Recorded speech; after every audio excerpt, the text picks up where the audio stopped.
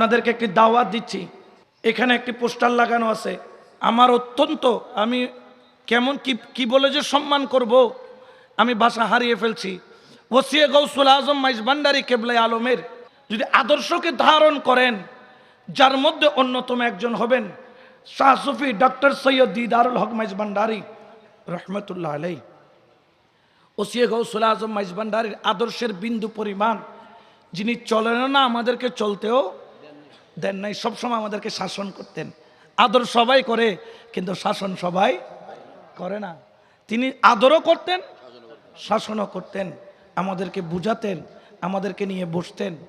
আগামী 6 তারিখ, ডিসেম্বরের 6 তারিখ আউলাদে রসুল খানদানে গৌসুল আজম হজরত ডক্টর শাহ সুফি সৈয়দ দিদারুল হক মাইজ ভান্ডারী রহমতুল্লাহ আলাই এর স্মরণে স্মরণ সভা অনুষ্ঠিত হবে ইঞ্জিনিয়ারিং ইনস্টিটিউশন বাংলাদেশ চট্টগ্রামে। আপনাদের সকলকে দাওয়াত দিচ্ছি। জোহরের পর থেকে অর্থাৎ 3টা থেকে শুরু হবে, রাত 9টা 10টা পর্যন্ত কর্মসূচি স্মরণ সভা অনুষ্ঠিত হবে।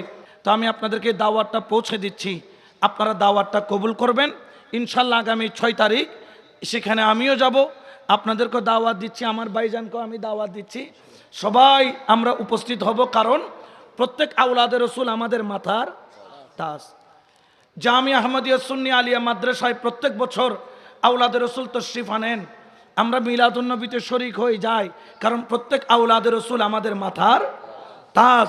কারণ প্রত্যেককে আমরা হৃদয়ে ধারণ করি, কারণ তাদের একটাই গুণ, তাদের শরীরের মধ্যে মুস্তফার রক্ত প্রবাহমান আছে। এটার হক কিয়ামত পর্যন্ত আদায় করা যাবে না।